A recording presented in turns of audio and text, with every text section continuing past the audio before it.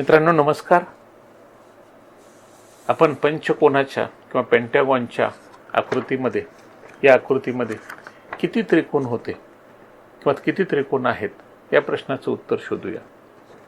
मित्रांनो सुरुवातीला आपण प्रथम जे फक्त त्रिकोण आहेत ते कुठे एकमेकांना टच करत नाहीत असे त्रिकोण आहेत त्यांची संख्या मोजूया.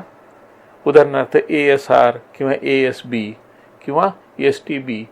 तर मित्रांनो असे 10 त्रिकोण बनतात.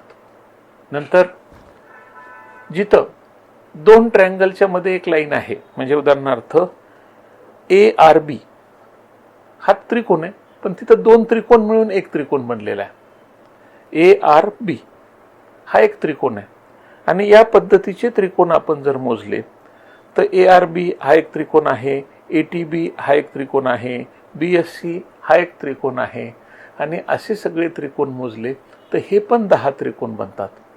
त्यांची लिस्ट बाजूला दिलेली आहे. तर आजचे झाले 20 त्रिकोण.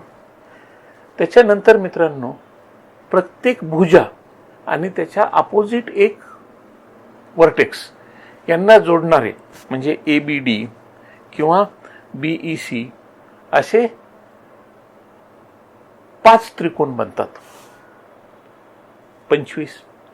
आणि मित्रांनो 3 त्रिकोण म्हणजे AEB हा एक त्रिकोण झाला, नंतर BAC हा एक त्रिकोण झाला किंवा CBD हा एक त्रिकोण झाला.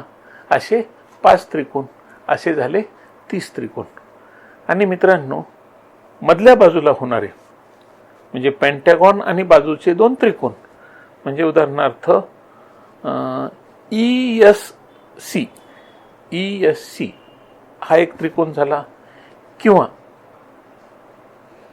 ATD हा एक त्रिकोण झाला किंवा AQC हा एक त्रिकोण झाला. असे एकूण 5 त्रिकोण आहेत. त्या 5 त्रिकोणांची यादी तिथं बाजूला दिलेली आहे. तर मित्रांनो या त्रिकोणामध्ये या स्ट्रक्चरमध्ये एकूण 35 ट्रायंगल बनतात.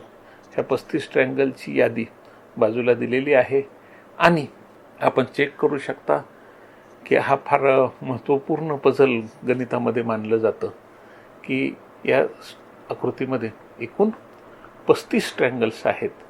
आणि असेच नवीन पझल्ससाठी आपण शनिवारी आमच्या मच्छिंद्र चाटे यूट्यूब चॅनल्सवर या. हे चॅनल्स मराठी आणि हिंदीमध्ये उपलब्ध आहेत. आणि गणिताच्या अभ्यासाचा इंटरेस्ट वाढवा. नमस्कार.